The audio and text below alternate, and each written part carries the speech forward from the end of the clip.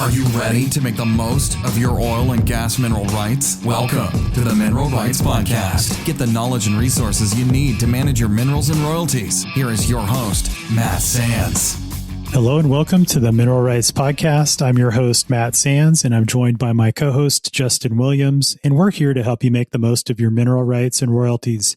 In this episode, we're going to answer your listener questions for August of 2026. And, as always, like we say, we always have a little bit of a discussion before we hit record. And we were talking about some of these questions. And there's a couple of different ones and really a really good question submitted by Barb, who's a friend of the show and narrow contributor and active member. And so I think Barb's question is going to be really fun to dive into because it's a really detail-oriented about exactly how much you got paid related to how much was reported to the State Oil and Gas Commission. And so we'll dive into what to know there. But before we do that, Justin, what was your take on these questions? There's some interesting questions. It's some of the norm, but also these are some pretty detailed questions. So I thought they were really useful and hopefully will help others to answer some of these questions that may come up. Yeah, absolutely. Well, do you want to read the first one? Let's dive into it. So this first one here, this has been a conversation that's been a lot of talk, I think, in the mineral community on what the right thing to do is. And so the question here is from Scott. Scott says, my mother's a mineral owner. I'm trying to establish a paperwork trail of the properties involved so I can transfer the mineral rights into an LLC. Planning a trip to the county where the minerals are located to search property records. I currently know of 3 properties, but there may be others. I also believe there may be a mistake in the records. When it was passed my mother's possession, I'll probably need a landman and attorney to get everything transferred and corrected. So great job, Scott, on being involved and trying to get this figured out. And you're taking the right steps. Going to locate those records may help you in working with the attorney. That's something you can certainly do, but having a good oil and gas attorney, there's no substitute for it. Yeah, and just echo that, Scott, kudos for getting active and involved. And it sounds like you're doing exactly what you need to be doing to get a handle on what exactly your family owns. And it's not uncommon to face the same situation as Scott, where you know that you have some minerals that are out there. Maybe it's the stuff that has been paying royalties that has been front and center and top of mind and that everybody's aware of, but there may be others that are not producing, and those often get forgotten about.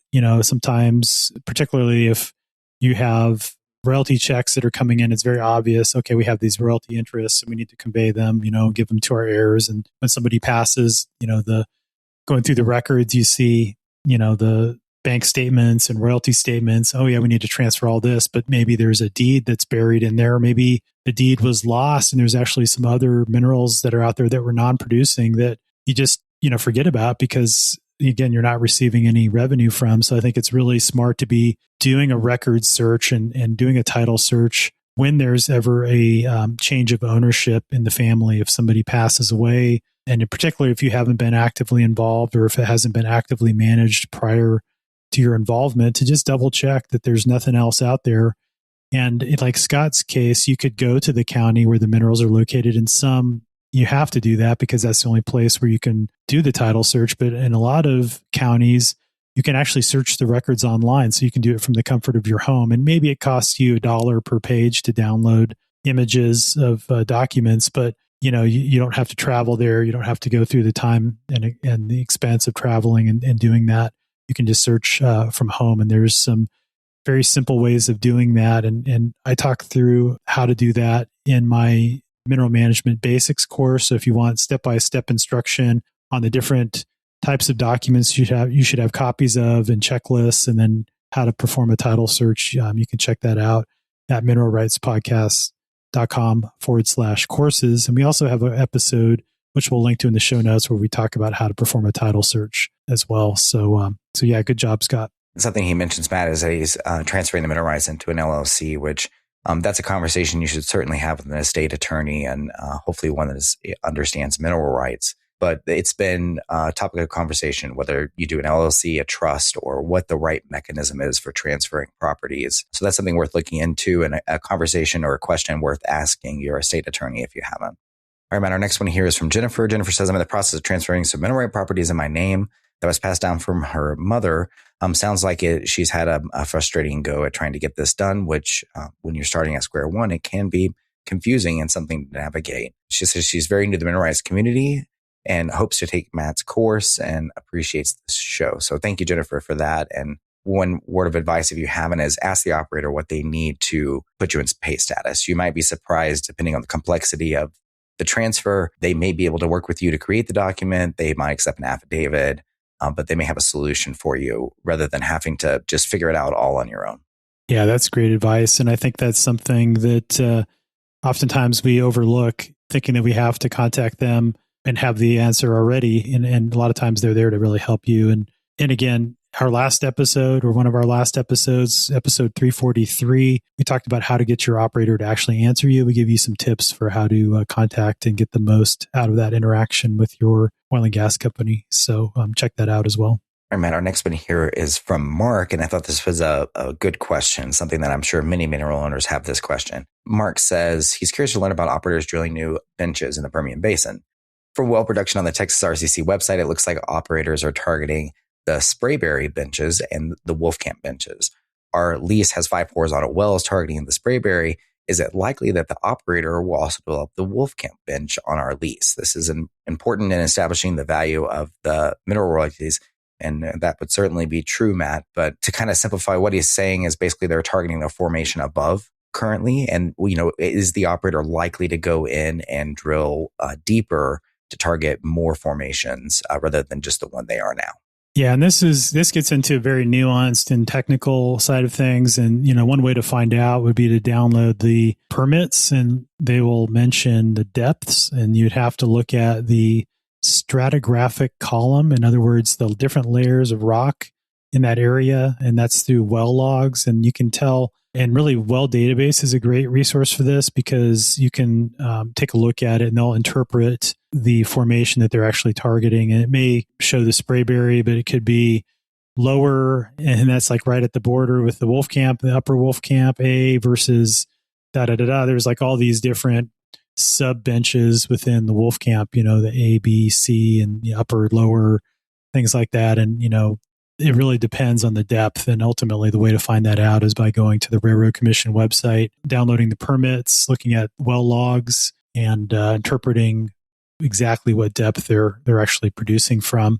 But in general, I will say, just kind of helicoptering back up to the high level, if you're not a geologist, you don't know how to do that. You don't want to have to dive in. Just a high level, you can look at the lease and what field it's in, and it'll mention the formation. And certainly if there are offset wells, in other words, adjacent wells on adjacent leases that are developing the Wolfcamp as well as the Sprayberry, then it's possible that could occur on your lease as well. And so the interesting aspect of that, and Mark has a second question here, is he says, I also have seen several of the leases in Howard County have production with a predictable decline, but then have a big jump in productivity. Is this due primarily to new wells being drilled? And the short answer is yes.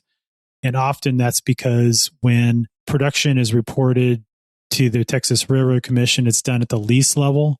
And if you have a pooled unit where multiple wells are part of the same lease, then all of that production is commingled and reported together as a total production amount. And if you see it spiking up really high, at one point, over 1 month, and then it starts declining again, or you see it spike up again, those are all new wells that have come online.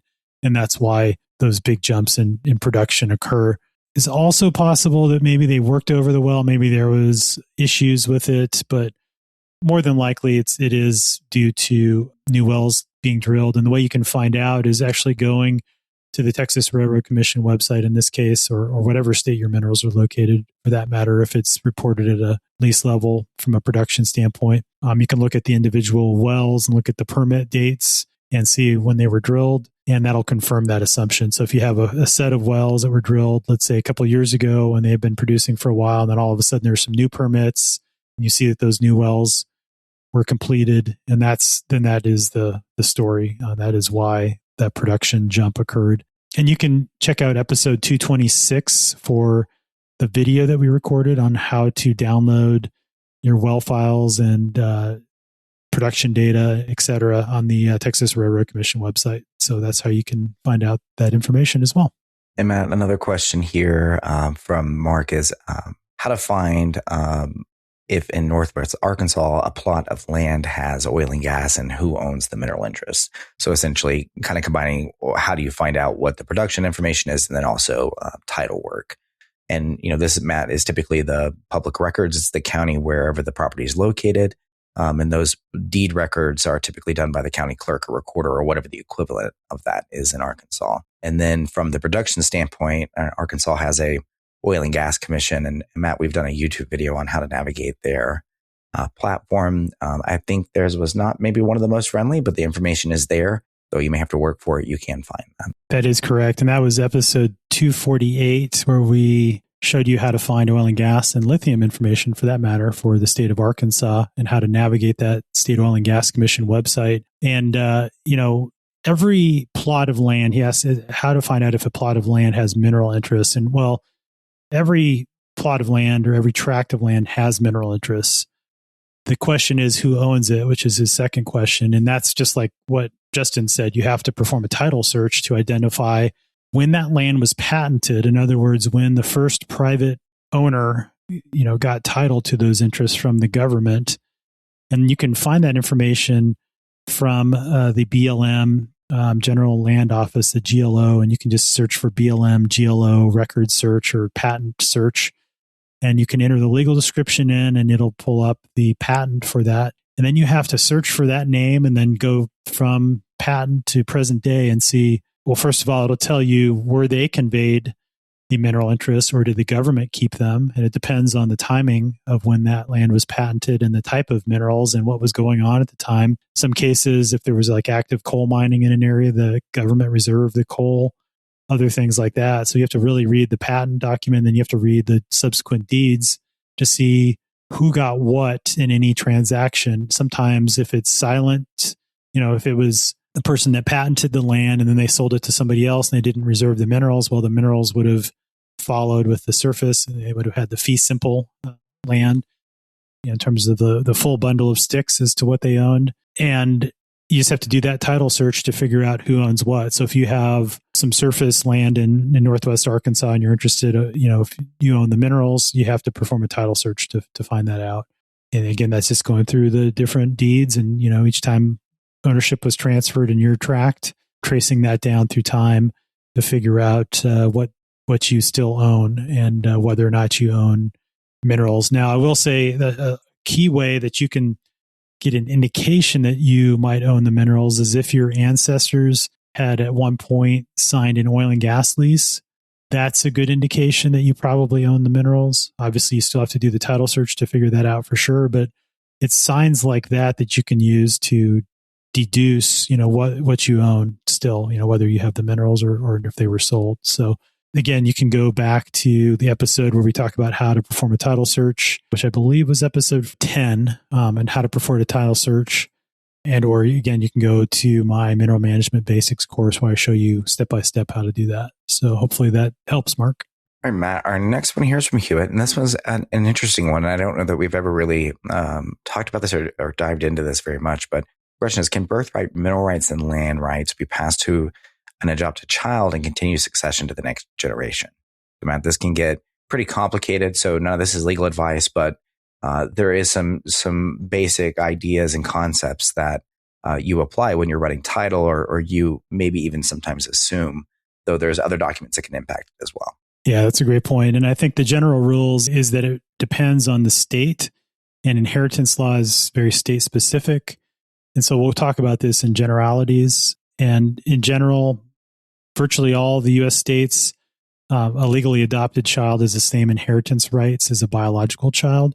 And so that would include, if you inherited the minerals, royalties, land, whatever it is, both under intestate succession. In other words, if there was no will, that's where the state law of, inheritance would govern exactly who got what, or testate succession, which is with a will.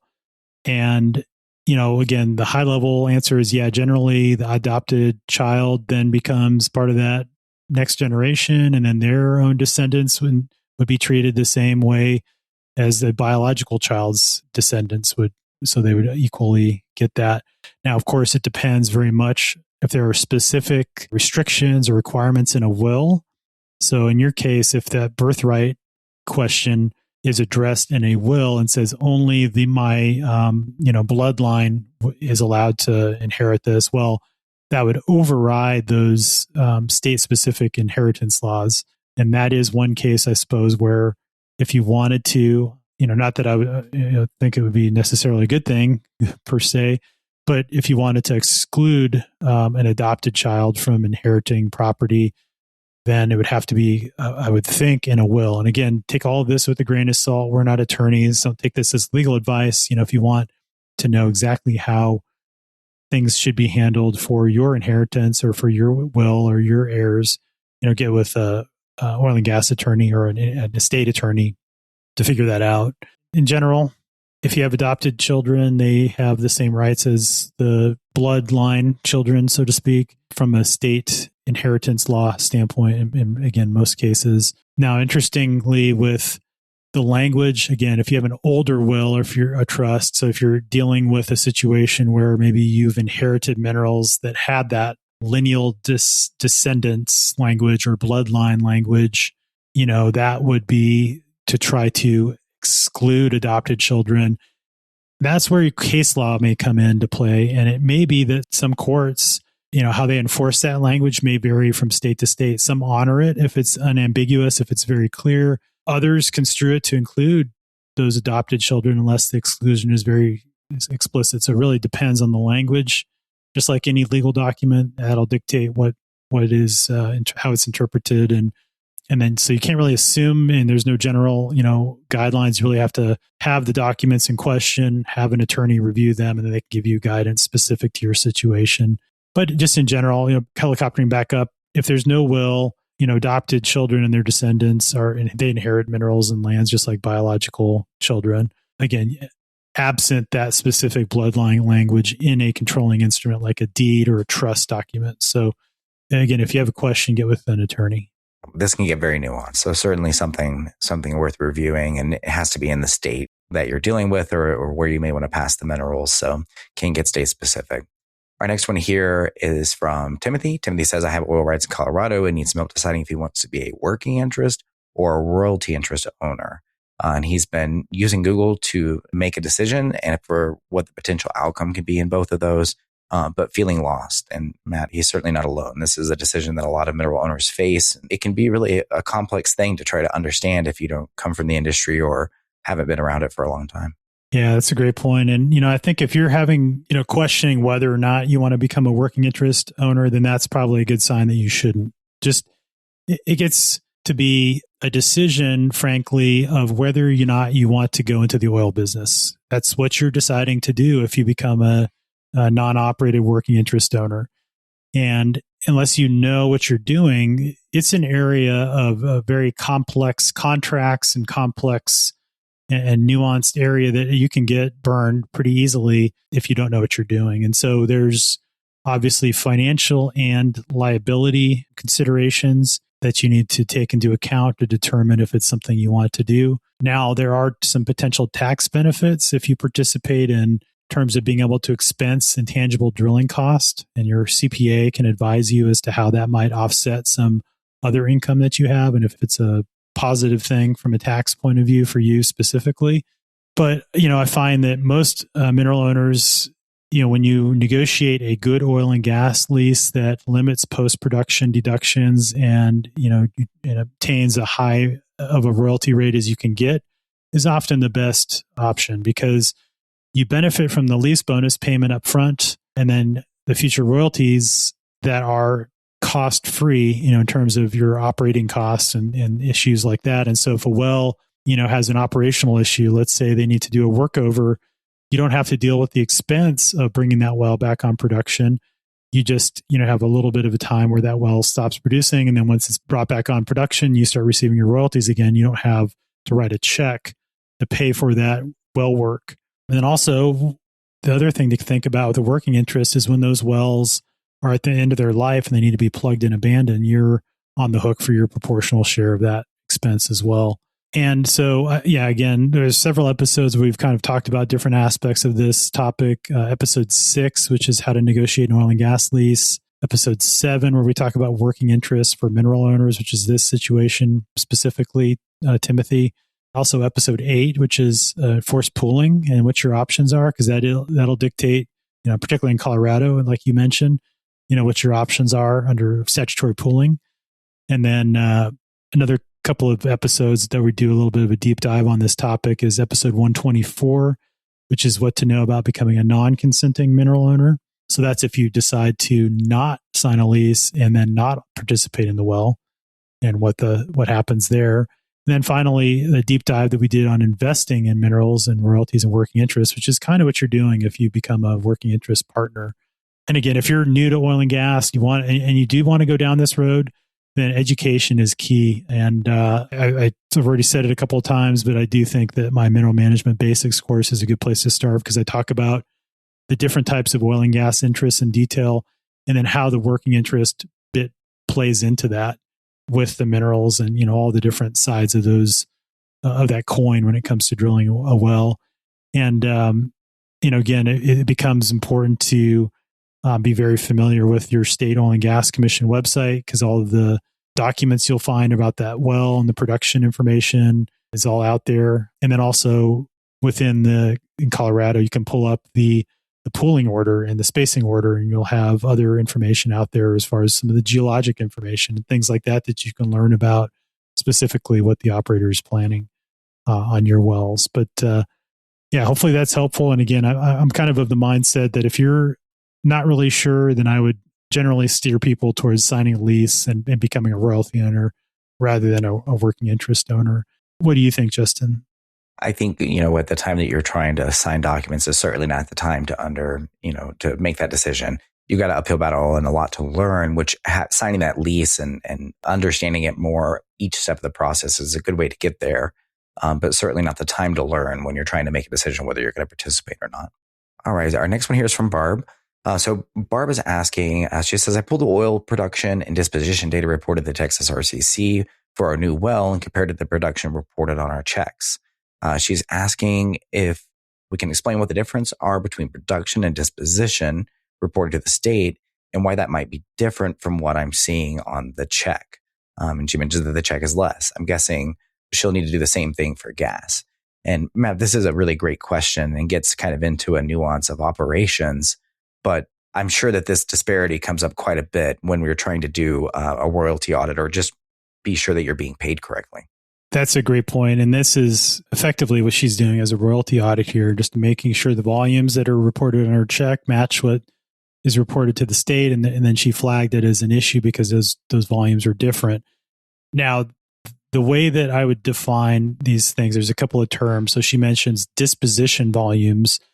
And another way to think about that are the sales volumes. That's how much oil was sold in that month. And disposition refers to what was done with it. Where did it go? Did it go to an oil tank and then to a truck, or did it go straight into a pipeline?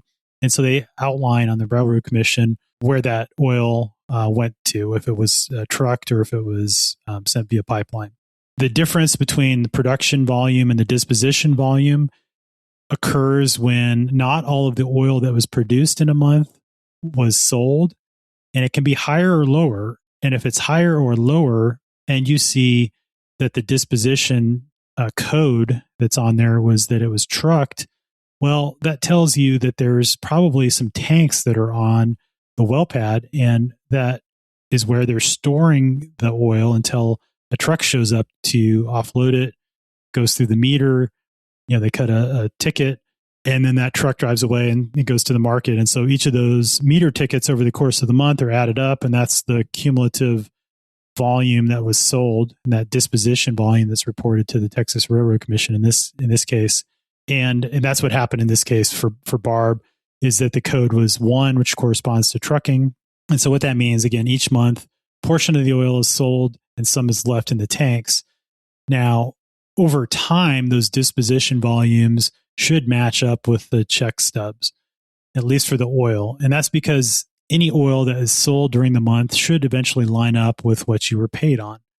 Now, it may vary depending on when they reported the volumes to the state. And I think that's what's happening here, because what Barb, she included a spreadsheet, and on the spreadsheet, there's a difference between the check volume and the disposition volume, and it flips back and forth between a positive number and a negative number. And what that tells me is that, some of that oil was left over and, wasn't sold in a given month, even though it was reported to the state. And that it just depends, I think, on the timing of when they reported it to the state versus when they tallied up all of those run tickets and all the statements from the company, the trucking company, and how much was actually, sold over that time period. So I think that's the difference, is it just over time, those are not totally lining up 1-to-1. And that's why there's a slight difference. But it's good to see in your case, Barb, that it is positive in some months and then negative. And so over time, if you add those up over a long enough period of time, it should average out to zero so that you're getting paid on all the volumes that were sold. But if you have a question, this is where it would be good to include this spreadsheet and say, hey, I noticed that the disposition volume reported to the Railroad Commission is different than what was on my revenue statement. Please advise why there's this difference and why there's in this case, because of when she's looking at it from January to November of 2025, there's about a 576 barrel shortfall as far as what she was paid on, as far as the gross volumes. And so needing to reconcile that and where did that come from? And again, that's where we're contacting the operator to find out why that disposition volume differs from the volume on the revenue statement, because then they can advise you, okay, yeah, it's a timing thing. Here's why. Here's how that all reconciles. Now, it is possible, again, because they report this in arrears and pay royalties in arrears, you'd expect them to line up. But again, it just depends on when they take that snapshot. Now, I will say one difference. If you see, in Barb's case, if it had been the disposition code had been pipeline, this would have raised a red flag to me, because in that case, the pipeline metering is near instantaneous. And so typically that's more in alignment with when they pull a snapshot and report it to the state. And so usually when you have a situation with a pipeline, you would see the disposition volume and the production volume as being identical. And that would mean that 100% of the oil that was produced in that month was sold in that month. And in most of those cases, I always see that line up with the volume that's reported on the revenue statement. And that's what you would want to see. But, if the case, in Barb's case where she's seeing a shortfall, and if that were a pipeline disposition, then I would have concerns about that. Is, why weren't I paid on 100% of the oil that was sold in that month?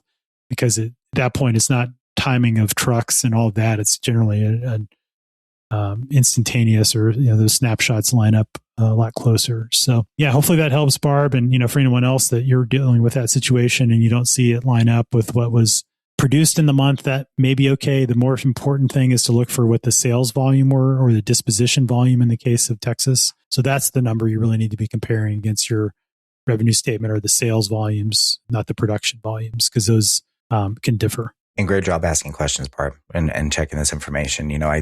We hear all too often with people that it goes a very long time, and then now they're looking at trying to figure out when did the problem start and what are they doing. So it's great to catch it at the start.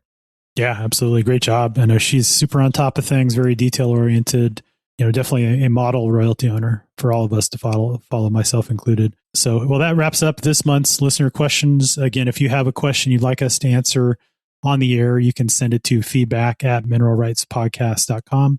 And as always, we'll link to the questions and the resources we mentioned in the show notes, which can be found at mineralrightspodcast.com. Thanks again for listening. Thanks, Justin. Thanks, Matt. Thanks so much for listening to the Mineral Rights Podcast with your host, Matt Sands. Don't forget to subscribe and share at mineralrightspodcast.com. The Mineral Rights Podcast should not be construed as investment, legal, or tax advice. All information is believed to be from reliable sources. However, we make no representation as to its completeness or accuracy.